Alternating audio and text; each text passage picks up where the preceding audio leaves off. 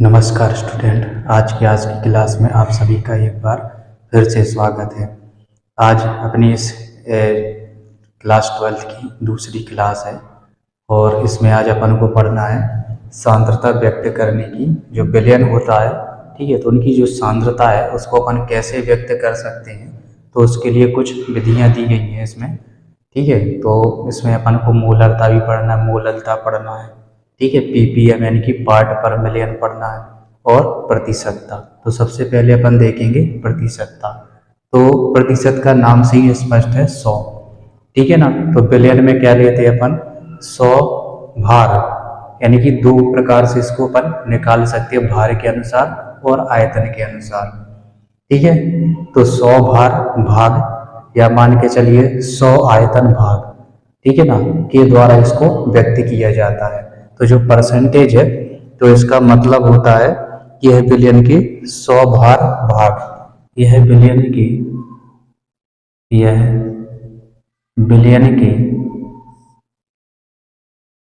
100 भाग, 100 भार भाग, 100 भार भाग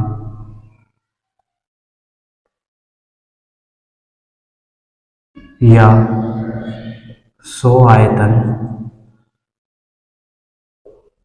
100 आयतन भाग, 100 भार भाग, या फिर इसको 100 आयतन भाग में विलय के भागों की संख्या होती है।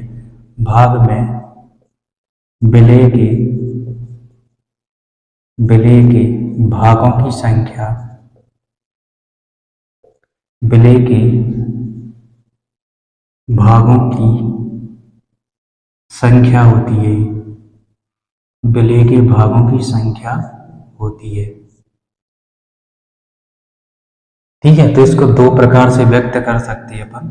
एक तो होता है भार के अनुसार और एक होता है आयतन के अनुसार। तो सबसे पहले अपन देखेंगे भार के अनुसार। ठीक है, भार के अनुसार प्रतिशतता या भारानुसार प्रतिशतता, या इसको द्रव्यमान प्रतिशतता भी बोलते हैं। भारानुसार या भार के अनुसार, इसको अपन भारानुसार ही बोल सकते हैं, भारानुसार या द्रव्यमान अनुसार, या द्रव्यमान अनुसार, अनुसार प्रतिशतता, प्रतिशतता, प्रतिशत बोल दो या फिर प्रतिशतता बोल दो। ठीक है, तो ये क्या होता है, भारानुसार या फिर द्रव्यमान अनुसार प्रतिशतता। तो जैसे अपन परसेंटेज निकालते हैं, ठीक है, खुद की मात्रा, उसके अलावा बटे में टोटल की मात्रा गुणा कर देंगे 100 का। ठीक है, तो जैसे सामान्य तौर पर अपन प्रतिशत निकालते हैं, वैसे ही इसकी निकालना है। तो इसमें क्या होता है, विलयन के 100 भागों में विलय के भागों की संख्या, है ना, भारानुसार प्रतिशतता कहलाती है ना। तो विलयन के 100 भागों में यदि इसकी परिभाषा देखें तो हो जाएगा विलयन के 100 भागों, विलयन के 100 भागों में, विलयन के 100 भागों में, विलयन के 100 भागों में विलय के भागों की संख्या, भागों की संख्या, विलय के भागों की संख्या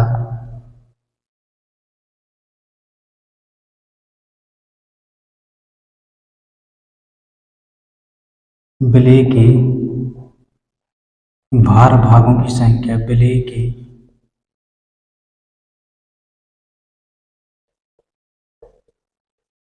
विलय के भार भागों की संख्या भारानुसार प्रतिशतता कहलाती है। भारानुसार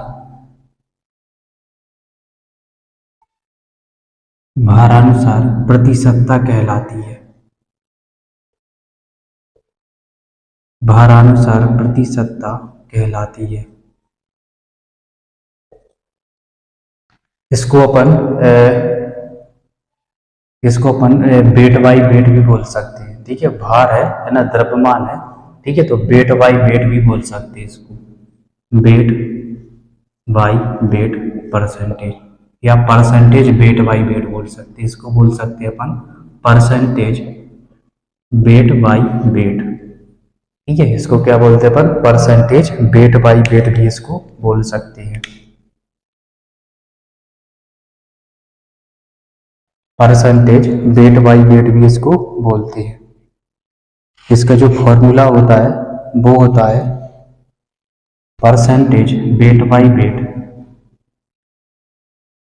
परसेंटेज वेट बाई वेट बराबर विलेय का भार, या द्रव्यमान बोल सकते हैं, विलेय का द्रव्यमान या भार,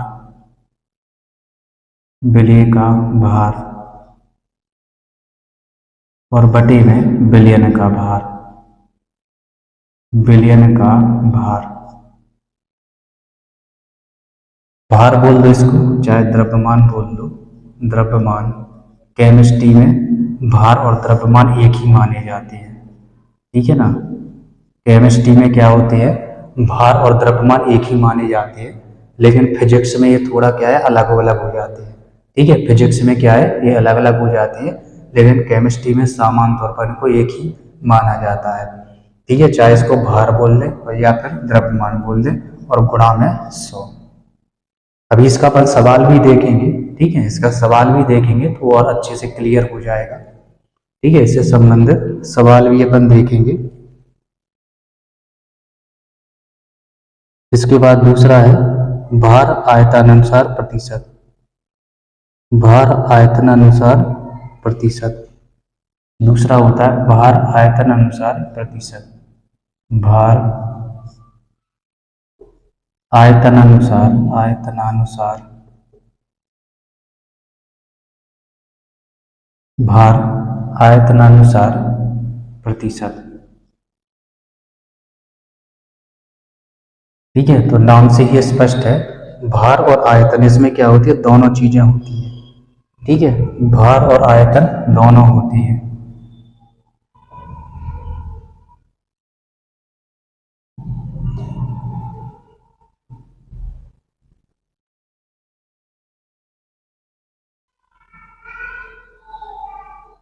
इसको बोलते हैं percentage weight by volume, percentage weight by volume.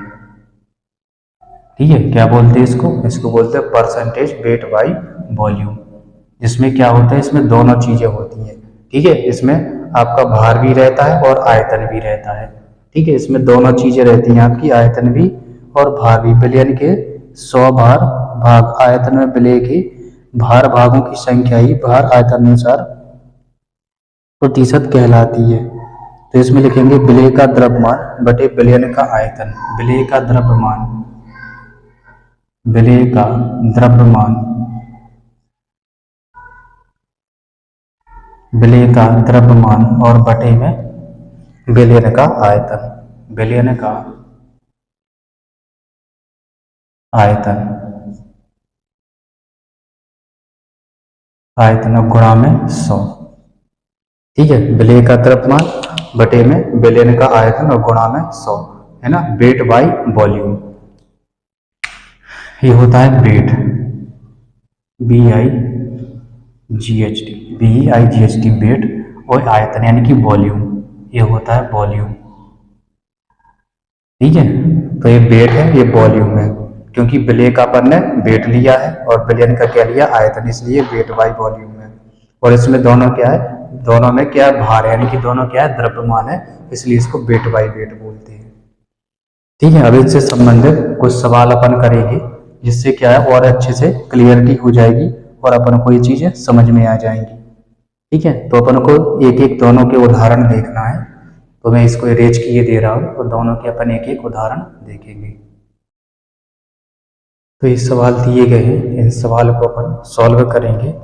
ठीक है, तो सबसे पहले देखेंगे अपन 10% NaOH। ठीक है, NaOH है वो कितना है, 200 ग्राम दिया गया है अपन को। ठीक है, तो NaOH की जो मात्रा है वो 200 ग्राम है, और विलयन में क्या है, घुली हुई है, विलयन में मिली हुई है है ना, तो NaOH की मात्रा की गणना कीजिए। ठीक है, तो 10% NaOH है। ठीक है, ये जो इसकी जो सांद्रता है वो कितनी है, 10% है।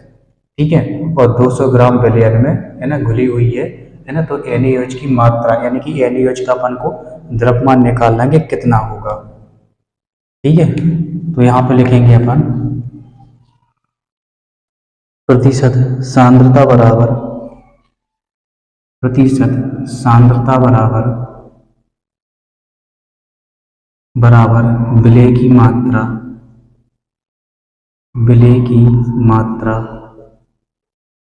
बटे में विलयन की मात्रा, विलयन की मात्रा और गुणा में 100। ठीक है, तो प्रतिशत सांद्रता अपन को दी गई कितना है, 10% है, तो यहाँ पर लिख देंगे 10 इज इक्वल टू विलय की मात्रा। ठीक है, तो विलय क्या है इसमें, NaOH, विलय क्या है इसमें, NaOH है, तो NaOH की मात्रा लिखते हैं कितनी है, 200 ग्राम है ना, तो इसमें लिख देंगे 200। मात्रा है, आप इसमें द्रव्यमान भी लिख सकते हैं। ठीक है, कितना दिया गया, 200 ग्राम दिया गया, तो यहाँ पे 200 ग्राम बटे में विलयन की मात्रा, विलयन कितना दिया गया,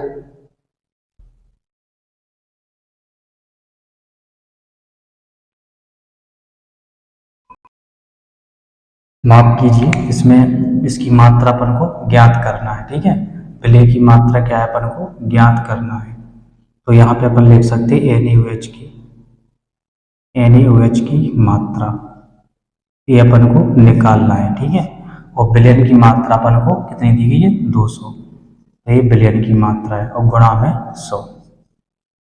ठीक है, प्रतिशत सांद्रता, प्रतिशत सांद्रता कितनी है, 10 है, ये अपन को दी गई है यहाँ पे। ठीक है, और अपन को NaOH की, है ना, NaOH की मात्रा निकालना है अपन को। ठीक है, तो NaOH की मात्रा अपन ने लिख दिया, और टोटल जो विलयन दिया गया वो कितना दिया गया, 200 ग्राम दिया गया, यहाँ पे विलयन लिख दिया और गुणा में 100। अब इसको करेंगे अपन सॉल्व। ठीक है, इसको क्या करेंगे अपन, सॉल्व करेंगे। इसको यहाँ पे लाओ, NaOH की मात्रा, NaOH की मात्रा बराबर में इन दोनों का गुणा कर दो तो हो जाएगा 200 गुणा में 10 और बटे में 100। इसको सॉल्व करेंगे। ठीक है, तो सॉल्व करने पर ये आ जाएगा 20 ग्राम। इसको सॉल्व करेंगे अपन, ये 0 से 0, ये 0 से 0, इसका गुणा करेंगे तो ये 20 ग्राम आ जाएगा। ठीक है, तो NaOH की कितनी मात्रा है, 20 ग्राम है, जो कि क्या है, 200 ग्राम विलयन में, विलयन है, इसमें विलयन यानी कि विलय और विलायक दोनों है। ठीक है, अगर विलायक की मात्रा निकाले तो विलायक नहीं दिया गया तो अपन क्या मानेंगे, पानी मानेंगे। ठीक है, इसमें विलायक नहीं दिया, अगर पूछता तो। ठीक है, लेकिन इसमें पूछा नहीं है कि विलायक क्या है वो कितना होगा। ठीक है, तो जब 200 ग्राम टोटल विलयन है, ठीक है, और इसमें कितना 20 ग्राम NaOH निकला। ठीक है, तो इसमें जो विलायक है वो कितना होगा, 180 ग्राम होगा। ठीक है, 180 ग्राम क्या हो जाएगा, उसमें विलायक होता है, और 20 ग्राम जी मिल जाएगा, तो ये टोटल 200 ग्राम विलयन बन जाता है। ठीक है, तो चूंकि अपन को विलायक पूछा नहीं गया है, अगर पूछा जाता तो सामान्य तौर पर अपन पानी को ही विलायक मानेंगे। अगर दिया गया है कि क्या है विलायक, एथिल अल्कोहल है, बेंजीन है, क्या है विलायक, तो अपन उसका लिखेंगे, और जब नहीं दिया गया है तो अपन को पानी को विलायक मानना है। ठीक है, तो इसमें 200 ग्राम विलयन में कितना था, केवल 20 ग्राम ही किसमें NaOH की मात्रा है। NaOH की मात्रा या NaOH का द्रव्यमान लिख सकते हैं अपन। ठीक है, NaOH का क्या, यहाँ पे द्रव्यमान लिख सकते हैं, और ये विलयन है ना, विलयन दिया गया कितना, 200 ग्राम दिया गया है ना, तो विलयन का द्रव्यमान भी अपन लिख सकते हैं। यानी कि ये क्या हो गया, ये वेट बाई वेट हो गया। ठीक है, ये क्या हो गया, वेट बाई वेट हो गया। ये जो सवाल है ये वेट बाई वेट, अपन मात्रा की जगह पे द्रव्यमान भी लिख सकते हैं, उसमें कोई दिक्कत नहीं है। ठीक है, क्योंकि अपन को ग्राम में दिया गया है, ग्राम में है और प्राप्त भी ग्राम में हुआ है। ठीक है, तो आप लिखना चाहे तो भार भी लिख सकते हैं, यहाँ पे भार लिख दें या द्रव्यमान लिख दें, ठीक है, एक ही बात है। अब इसके बाद अपन दूसरा वाला सवाल लगाएंगे, मैं इसको अरेंज किए दे रहा हूँ, और दूसरा वाला अपन देखेंगे इसमें।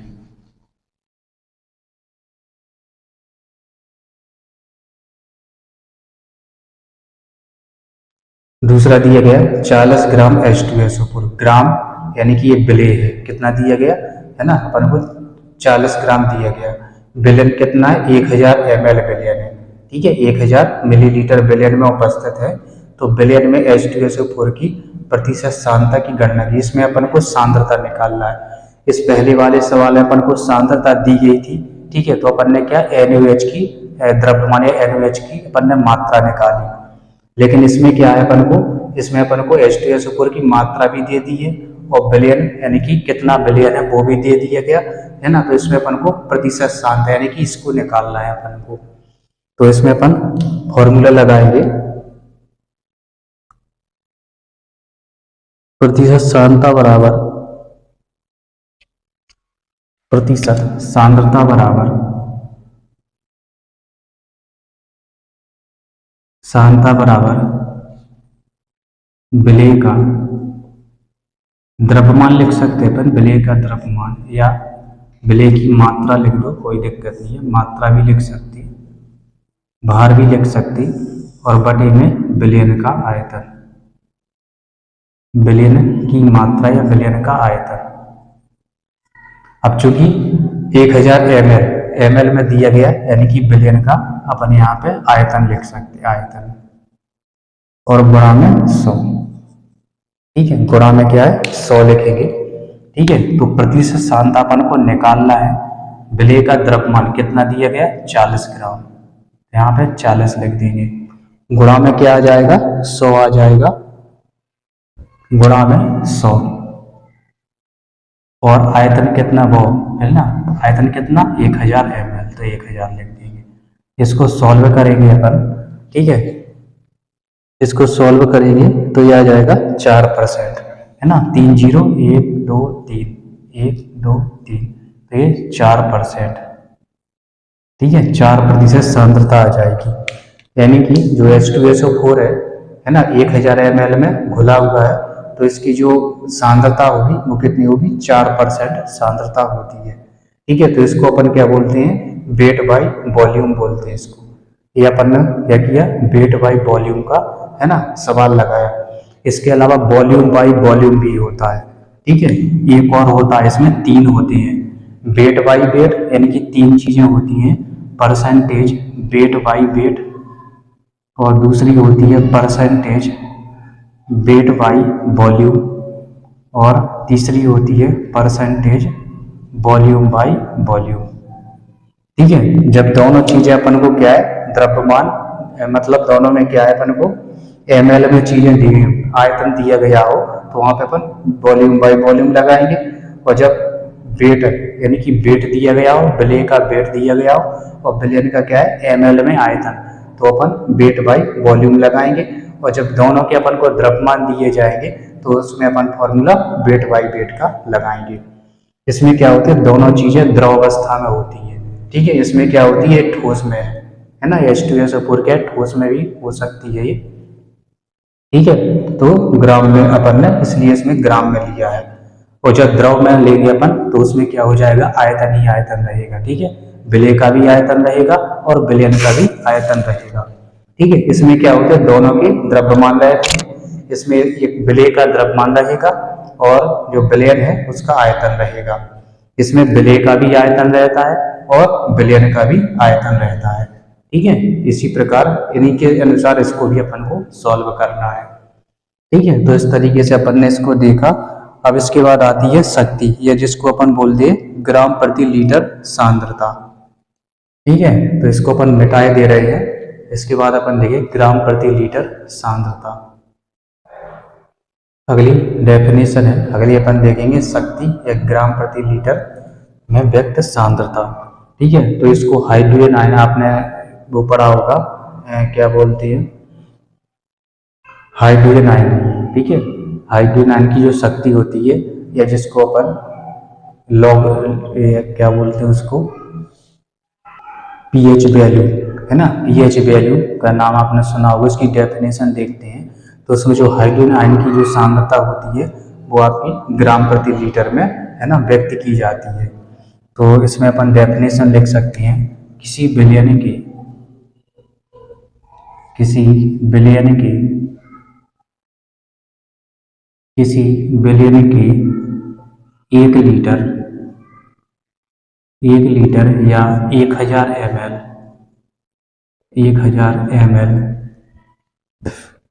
1 लीटर या 1000 ml में विलेय की ग्राम में घुली हुई विलेय की ग्राम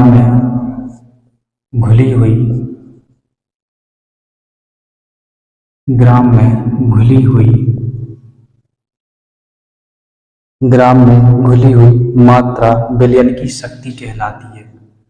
घुली हुई मात्रा विलयन की शक्ति कहलाती है। और इसे क्या है, ग्राम प्रति लीटर में व्यक्त किया जाता है। और इसे ग्राम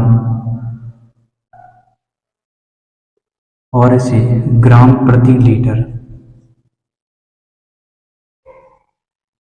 लीटर में व्यक्त किया जाता है। ग्राम प्रति लीटर में इसको व्यक्त किया जाता है। ठीक है, पीएच मीटर में आपने देखा हो, जब पीएच वैल्यू होती है, ठीक है, तो उसमें जो हाइड्रोजन आयन की जो शक्ति है, ठीक है, या जो पावर होती है, वो अपन उसमें है ना ग्राम प्रति लीटर में अपन व्यक्त करते हैं उसको। यदि उदाहरण देखें, ठीक है, 1000 मिलीलीटर विलयन में 20 ग्राम NaOH विलय होने पर इस विलयन की जो शक्ति है वो 20 ग्राम प्रति लीटर हो जाती है। मान के चलिए उदाहरण में 1000 ml, ठीक है, 1000 ml क्या ले लिया अपन ने, कोई विलयन ले लिया। यदि 1000 ml विलयन में 20 ग्राम, ठीक है, क्या करना है अपन को, 20 ग्राम NaOH घोलना है। यदि 20 ग्राम NaOH विलय है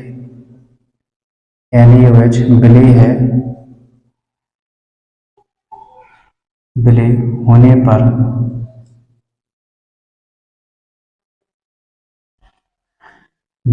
होने पर यदि क्या है 1000 ml, यानी 1000 ml अपन ने विलयन ले लिया, ठीक है, और उसमें क्या है अपन ने 20 ग्राम NaOH घोल दिया उसमें, ठीक है।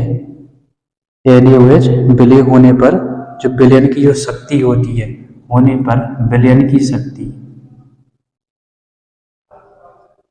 विलयन की शक्ति कितनी हो जाती है, 20 हो जाती है। विलयन की जो शक्ति है वो कितनी हो जाती है, 20 ग्राम प्रति लीटर हो जाती है।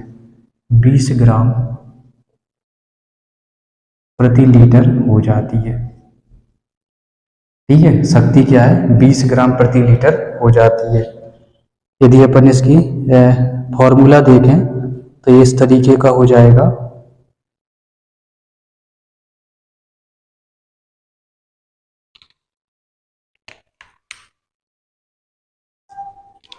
ठीक है। तो इस तरीके से इसको अपन है ना लिख सकते हैं कि कोई भी विलयन है ना, यदि 1 लीटर या 100 ml अपन ने लिया है और उसमें जो विलय की मात्रा जितनी घुली होती है, ठीक है, जितनी भी उसमें विलय की मात्रा घुली है वही उसकी शक्ति होती है।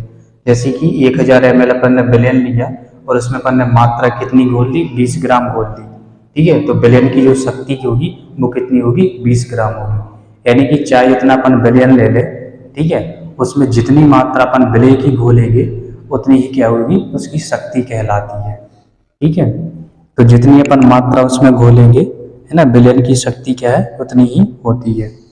अब इसके बाद आता है अपना मोलरता और मोललता, ठीक है। मोलरता को यदि अपन तुतला के बोले तो क्या हो जाएगा, मोललता हो जाता है, ठीक है। तो मोलरता और मोललता इनको अपन अगली क्लास में पढ़ेंगे, और जो आज की क्लास है वो यहीं पे अपन समाप्त करते हैं, ठीक है। आज के लिए इतना अपना काफ़ी है ना। 2 चीज़ें अपन ने आज इसमें देख ली, विलयन को शांतता को व्यक्त करने के लिए, ठीक है। तो अगली क्लास में अपन है ना मोललता और मोलरता ये दोनों कर लेंगे, इसमें इनकी परिभाषा भी देख लेंगे, है ना, उदाहरण भी देखेंगे अपन, और साथ में इनमें जो अंतर होता है वो अंतर भी अपन देखेंगे।